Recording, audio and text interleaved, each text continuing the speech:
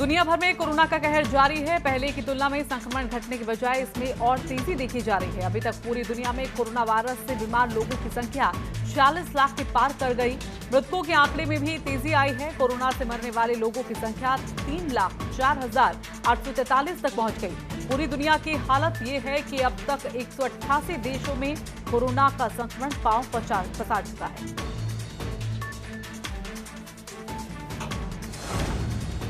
Lockdown का तीसरा चरण 17 मई को समाप्त हो रहा है, लेकिन कोरोना वायरस से संक्रमण की रफ्तार पर ब्रेक लगता नजर नहीं आ रहा। देश में मरीजों की तादाद 85,940 पहुंच गई।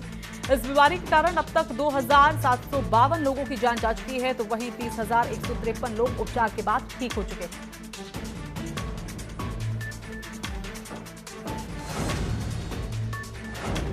यूपी में कोरोना के मामलों में लगातार बढ़ोतरी हो रही है। प्रदेश में एक दिन में कोरोना पॉजिटिव 158 नए केस सामने आए हैं, जबकि 123 मरीज स्वस्थ होकर अस्पताल से डिस्चार्ज भी किए जा चुके हैं। इसके साथ ही यूपी में अब कुल कोरोना संक्रमितों की संख्या 4,057 हो गई। इनमें 1,797 एक्टिव केस हैं, जबकि 2,165 संक्रमण मुक्त होने के बाद डिस्चार्ज किए जा चुके हैं। वहीं प्रदेश में अब तक 95 मरीजों की कोरोना से मौत हो चुकी है। कोरोना संकट के बीच प्रधानमंत्री नरेंद्र मोदी ने 20 लाख करोड़ रुपए के आर्थिक पैकेज का ऐलान किया है। इस पर चर्चा के लिए केंद्रीय मंत्री रविशंकर प्रसाद ने ई एजेंडा में हिस्सा लिया। रविशंकर प्रसाद ने यहां कहा कि आत्मनिर्भर भारत का मतलब ये नहीं कि हम दुनिया के लिए दरवाजे बंद कर दें।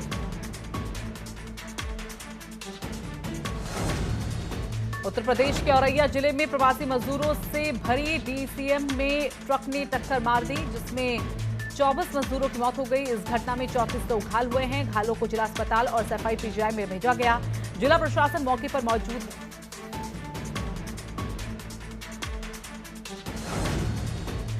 औरैया में भीषण सड़क हादसे में 24 मजदूरों की दर्दनाक मौत हो गई, जबकि हादसे में 35 मजदूर घायल हो गए। शनिवार सुबह ये हादसा शहर कोतवाली क्षेत्र के मेहौली नेशनल हाईवे पर हुआ है।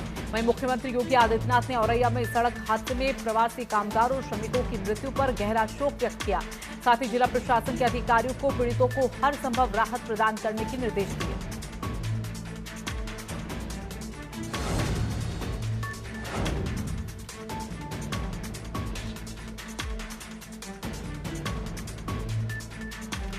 बीएसपी सुप्रीमो मायावती ने भी इस हादसे को लेकर अपनी संवेदनाएं प्रकट की हैं और राज्य सरकार और केंद्र सरकार पर सवाल उठाए हैं।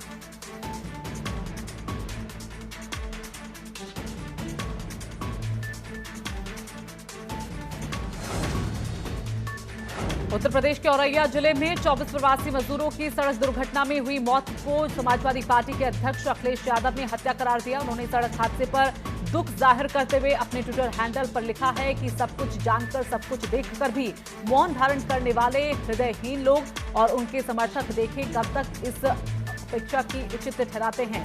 ऐसे हादसे में मृत्यु नहीं, हत्या है। औरैया हादसे पर समाजवादी पार्टी ने ट्वीट कर दुख जताया है। साथ ही लिखा है कि मजदूरों की मौत नहीं बल्कि नरसंहार है। मृतकों के परिवारों को सरकार 10-10 लाख का मुआवजा दे।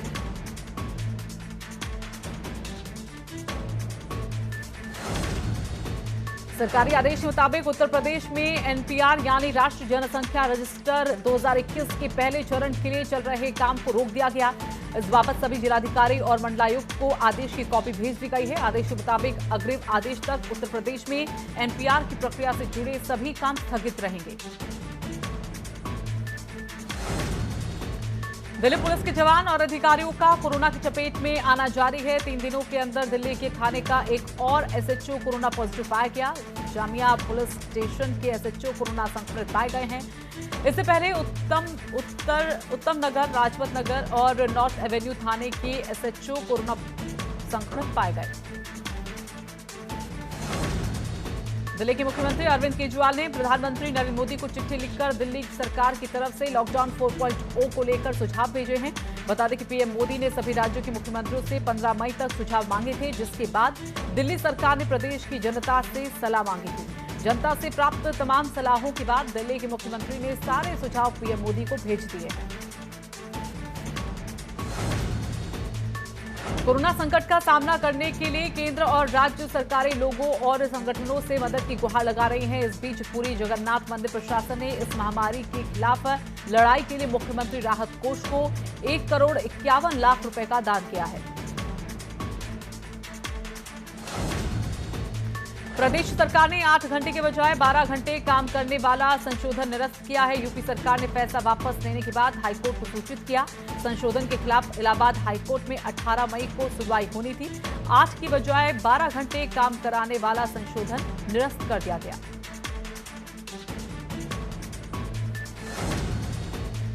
लखीमपुर खीरी में 5 और कोरोना पॉजिटिव प्रवासी मजदूर मिलने से हड़कंप मच गया। 5 नए मिले केसों में 3 धौरहरा नानकार के धारावाई से आए हुए हैं, तो वहीं 2 फूलबेहड़ इलाके के नवी मुंबई से आए मजदूरों में कोरोना पॉजिटिव मिले हैं। अब जनपद में कुल एक्टिव केसों की संख्या 14 हो गई। 24 घंटे के अंदर मिले 14 केस एक्टिव केसों ने प्रशासन की चिंता को बढ़ा दिया है। प्रयागराज से एक दिल दहला देने वाली घटना सामने आई है, जहां सीआरपीएफ के एक जवान ने पत्नी और 2 बच्चों को गोली मारकर मौत के घाट उतारने के बाद खुद सुसाइड कर लिया। पूरी घटना थरवई थाना क्षेत्र के सीआरपीएफ ग्रुप सेंटर की है। बता दें कि विनोद यादव प्रयागराज के मेजा इलाके का रहने वाला था और सीआरपीएफ में ड्राइवर के पद पर तैनात था।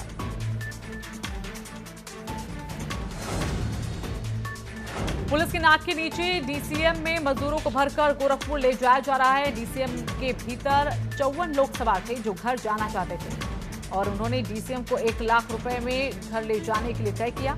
और यह हादसे के बाद भी प्रशासन कोई सबक सीखने को तैयार नहीं है।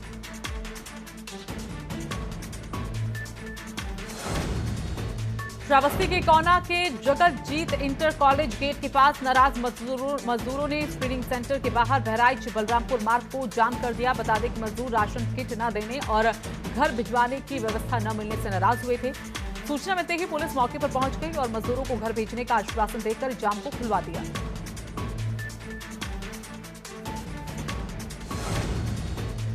हरियाणा में सैकड़ों की संख्या में प्रवासी मजदूर आज बागपत पहुंचे, जहां जिला प्रशासन ने तमाम मजदूरों को तहसील में इकट्ठा कर उनकी थर्मल स्कैनिंग कराई और पंजीकरण की व्यवस्था शुरू कर दी गई। साथ ही तमाम मजदूरों को खाना और पानी भी उपलब्ध कराया गया। ये मजदूर भूखे प्यासे थे, जिन्हें बागपत में खाना और ठहरने की व्यवस्था मिली तो उन्होंने राहत की सांस ली।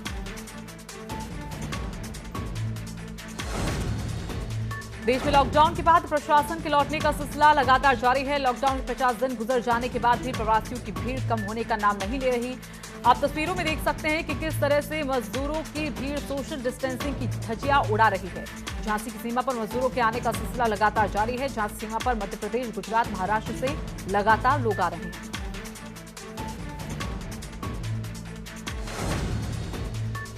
बीजेपी के सांसद सतीश गौतम बिना सुरक्षा के अकेले ही साइकिल से शहर में घूमने के लिए निकल गए और कोरोना से जंग लड़ रहे पुलिसकर्मी और नगर निगम के कर्मचारियों का हाल चाल जाना। साथ ही बीजेपी सांसद ने लोगों से घरों में रहने की अपील की और लोगों से सोशल डिस्टेंसिंग का पालन करने को कहा।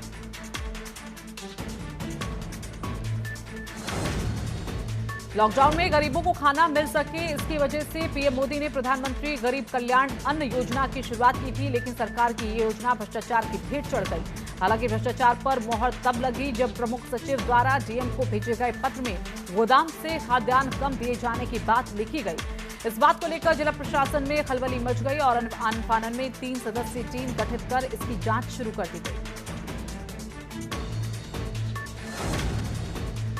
देहरादून में लोगों की सुविधा के लिए जिला प्रशासन ने अब तहसील स्तर पर पास बनाने की व्यवस्था की है, जिसके लिए बाकायदा व्हाट्सएप नंबर भी जारी किए गए, जो अब अधिकारियों के लिए सिरदर्द बनते जा रहे हैं। कोई इन पर शायरी भेज रहा है तो कोई पहेली हल करने के लिए कह रहा है।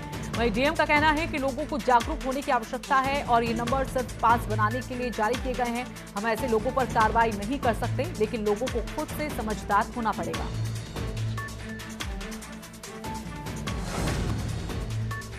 उत्तराखंड में रैपिड टेस्ट की तैयारी होने के बावजूद इसका उपयोग जांच के लिए नहीं किया जा सका। खास बात यह है कि अब आईसीएमआर ने उत्तराखंड से रैपिड एंटीबॉडी किट को वापस मंगवाने के आदेश दे दिए। बता दें कि उत्तराखंड में 4,800 रैपिड टेस्ट किट भेजी गई थी, जिसका जांच के लिए उपयोग होना था, लेकिन अब किट वापस मंगा ली गई है।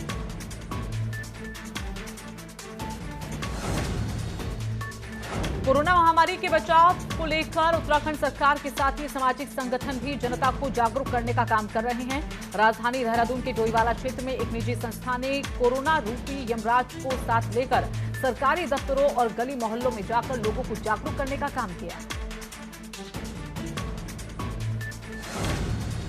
सीएम त्रिवेंद्र सिंह रावत ने लॉकडाउन में सूर्य नमस्कार करते हुए वीडियो सोशल मीडिया पर अपलोड किया है। साथ ही उन्होंने लिखा है कि लॉकडाउन के दृष्टिगत राष्ट्रीय स्वयंसेवक द्वारा आज स्वयंसेवकों को घर पर सूर्य नमस्कार करने के आह्वान पर सूर्य नमस्कार किया और वैश्विक महामारी कोरोना को हराने का संकल्प लिया। सूर्यदेव हमें इस महामारी से लड़ने की शक्ति प्रदान करें।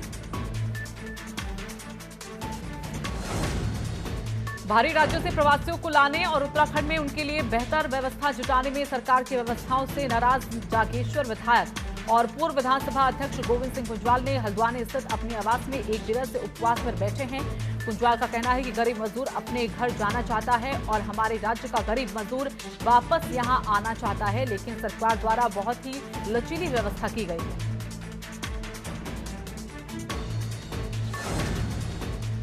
कौशाम्बी में शौचालय निर्माण में खेल रुकने का नाम नहीं ले रहा। प्रधान और सेक्रेटरी मिली भगत कर लूट खसोट करने में जुटे हुए हैं। सिराथू ब्लॉक के रामपुर धमावा गांव में 86 शौचालयों का लगभग 10.5 लाख रुपए निकालने के बाद भी निर्माण कार्य नहीं शुरू हुआ तो डीपीआरओ गोपाल जी ओझा ने ग्राम पंचायत सचिव सुशील सिंह को निलंबित कर दिया।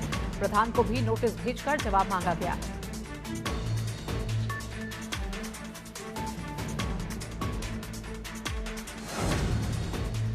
कोरोना वायरस संक्रमण की वजह से महाराजगंज के भारत नेपाल की सोनोली एवं नौतनवा में फंसे 268 नेपाली नागरिकों को क्वारंटीन की अवधि पूरी होने के बाद उन्हें सुरक्षित नेपाल भेज दिया गया है, जिसमें महिलाएं और पुरुष बच्चे भी शामिल हैं। इस दौरान सीमा पर दोनों देशों के जनप्रतिनिधि, स्वास्थ्य विभाग, एसएसबी, पुलिस प्रशासन की टीम मौजूद रही।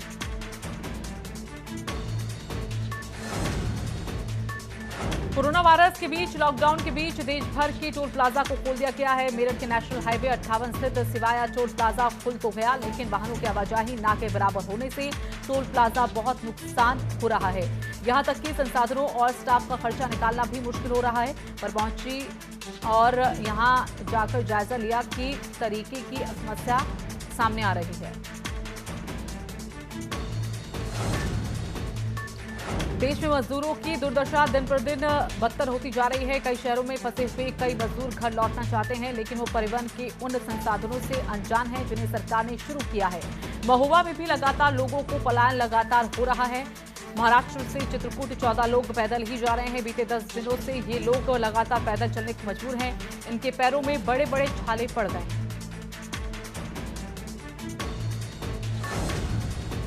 एटा जिलाधिकारी सुखलाल भारती और सीडीओ मदन वर्मा ने विकासखंड सर्किट में चल रहे मनरेगा कार्यों का जायजा लिया, जिसमें मनरेगा के तहत 3 ग्रामों में चल रहे तालाब खुदाई के कार्य में जिलाधिकारी ने बताया कि एक जगह करीब 51 मजदूर और एक जगह करीब 110 मजदूरों को काम मिला है।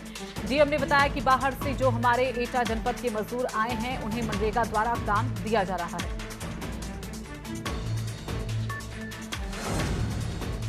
चतुर्थ केदार भगवान की चल विग्रह डोली शीतकालीन गद्दी स्थल गोपीनाथ मंदिर से कैलाश रुद्रनाथ के लिए रवाना हुई। 18 मई को भगवान रुद्रनाथ के मंदिर के कपाट खुलने की तारीख तय हुई है। इस प्रक्रिया के तहत सुबह से ही रुद्रनाथ के पुजारियों ने डोली विदा कार्यक्रम में पूजा अर्चना की। पूजा अर्चना करने के बाद स्थानीय लोगों ने सोशल डिस्टेंसिंग के साथ भगवान रुद्रनाथ के चल विग्रह डोली को कैलाश के लिए विदा किया।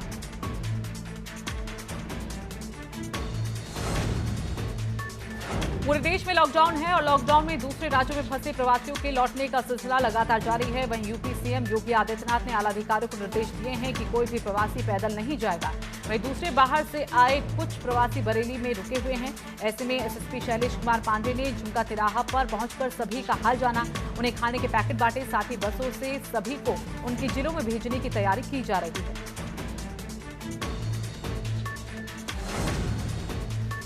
लॉकडाउन में अपनों से दूर परिजनों के बीच पुलिस सहारा बनी है। मिर्जापुर के सबरी इलाके की रहने वाली आरती सिंह कोरोना की वजह से लॉकडाउन लगाने के कारण भोपाल में फंस गई। उनकी 2 साल की बेटी शगुन का जन्मदिन था। लॉकडाउन की वजह से केक नहीं मिल पा रहा था। आरती ने ट्विटर कर पुलिस से केक लाने का आग्रह किया, जिसके बाद पुलिस केक लेकर आरती के घर पहुंच गई।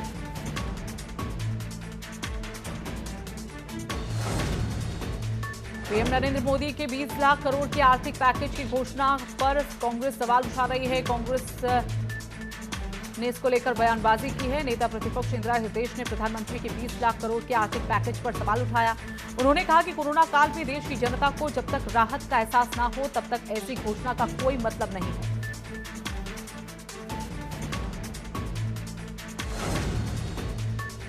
उच्च न्यायालय के आदेश पर फर्जी डिग्री से नौकरी कर रहे 22 प्राथमिक शिक्षकों को बर्खास्त कर दिया गया है। बेसिक शिक्षा अधिकारी लालजी यादव ने बताया कि आगरा विश्वविद्यालय से बीएड की फर्जी डिग्री से नौकरी कर रहे 51 शिक्षकों के खिलाफ कार्रवाई पहले से चल रही है। इस बीच उच्च न्यायालय गए शिक्षकों में से 2823 शिक्षकों को कोई राहत नहीं मिल पाई। इसमें फर्रुखाबाद के 22 शिक्षक शामिल हैं। इन शिक्षकों की वेतन रिकवरी के आदेश पहले ही जारी हो चुके हैं। प्रदेश में आ रहे हैं प्रवासी मजदूरों को देखते हुए उधम सिंह नगर में प्रशासन पूरी तरह से अलर्ट है। खटीमा में नेपाल और यूपी से लगे रास्तों पर पुलिस और एसएसबी ने गश्त बढ़ा दी है। साथ ही यूपी जाने वाले रास्तों पर चेक पोस्ट बनाकर आवागमन को रोक दिया गया। कोरोना संक्रमण के बढ़ते मामलों के चलते उधम सिंह नगर के नेपाल और यूपी से लगे सीमांत क्षेत्रों में प्रशासन अलर्ट हो गया है। उत्तराखंड राज्य सरकार के द्वारा प्रवासियों को वापस लाने का काम लगातार जारी है। काशीपुर में एक और राहत शिविर की जरूरत को समझते हुए स्थानीय प्रशासन ने उदयराज हिंदू इंटर कॉलेज को दूसरा राहत शिविर बनाया है। आपको बता दें कि इसके पहले प्रशासन के द्वारा पंडित गोविंद वल्लभ पंत इंटर कॉलेज को राहत शिविर के रूप में सबसे पहले इस्तेमाल में लाया गया था। अब जरूरत को देखते हुए ये दूसरा शिविर बनाया गया है।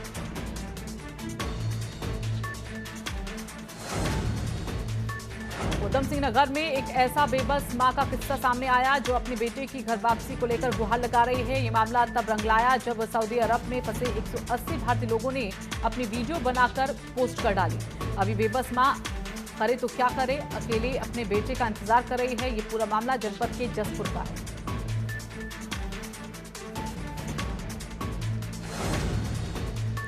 नैनीताल जिले के रामनगर के प्रसिद्ध गर्जिया माता मंदिर में लॉकडाउन के चलते पूरा सन्नाटा छाया हुआ है। पूरे साल भक्तों से गुलजार रहने वाला गर्जिया माता का मंदिर सुनसान पड़ा हुआ है। इसी के चलते मंदिर के पास ही प्रसाद की दुकान लगाने वाले दुकानदारों की रोजी रोटी पर भी संकट छा गया। वहीं मंदिर में प्रसाद की दुकान लगाने वालों का कहना है कि आसपास के लोगों के लिए नियमों से माता के दर्शनों के लिए कपाट खोले जाएं, जिससे हमारी रोजी रोटी भी चल सके।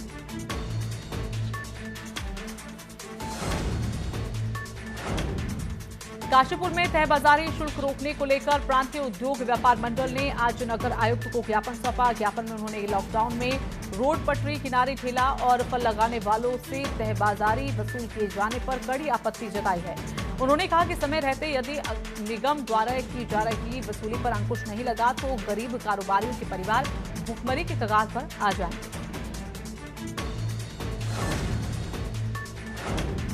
बागपत में मामूली विवाद पर शुरू हुई नोकझोंक मारपीट में बदल गई। महिलाओं पर तंज कसने को लेकर दो समुदायों में कहासुनी हुई। उसके बाद जमकर हथियार चले। इस खूनी संघर्ष में 6 से ज्यादा लोग घायल हो गए, जिनमें से 2 की हालत नाजुक बनी हुई है। दोनों घायलों को डॉक्टर ने मेरठ के लिए रेफर कर दिया। घटना के बाद एडिशनल एसपी मौके पर पहुंचे। फिलहाल पुलिस ने मुकदमा दर्ज कर पड़ताल शुरू कर दी है। रुड़की के कोतवाल आलमपुर गांव में मामूली विवाद को लेकर 2 पक्षों में विवाद हो गया। 2 पक्षों ने एक दूसरे पर धारदार हथियार और फायरिंग से हमला किया, जिसमें 6 लोग गंभीर रूप से घायल हो गए। गांव में तनाव को देखते हुए भारी पुलिस फोर्स तैनात की गई है। लॉकडाउन के चलते 2 पक्षों के विवाद को पुलिस प्रशासन ने बेहद गंभीरता से लिया है। मेडिकल रिपोर्ट आने के बाद पुलिस आरोपियों के खिलाफ सख्त कार्रवाई करेगी। उन्नाव के कोतवाली बांगरमऊ के गंज मुरादाबाद मोहल्ले में मामूली विवाद को लेकर 2 पक्षों में खूनी संघर्ष हो गया। दोनों पक्षों के 2 लोग गंभीर रूप से घायल हो गए। खून से लथपथ घायल कोतवाली में दर्द से तड़पते रहे, लेकिन पुलिस ने घायलों को अस्पताल भेजने के बजाय पूछताछ में जुट गई। बताया जा रहा है कि एक पक्ष ने पहले ही विवाद की सूचना पुलिस को दे दी थी।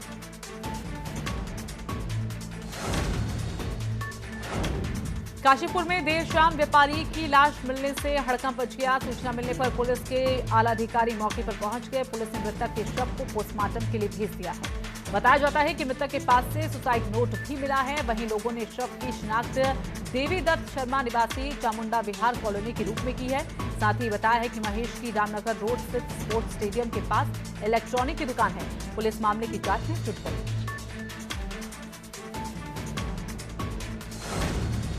अमेरिकी राष्ट्रपति डोनाल्ड ट्रंप ने कहा है कि वो भारत को अनुदान के तौर पर वेंटिलेटर्स देंगे। ट्रंप ने कहा एक ट्वीट में, मुझे गर्व है कि अमेरिका भारत को वेंटिलेटर्स का दान करेगा। हम इस महामारी के दौर में भारत के साथ हर वक्त खड़े हैं। हम लोग वैक्सीन बनाने में भी एक दूसरे की मदद कर रहे हैं। ट्रंप ने कहा, हम साथ मिलकर कोरोना जैसे दुश्मन को मात देंगे।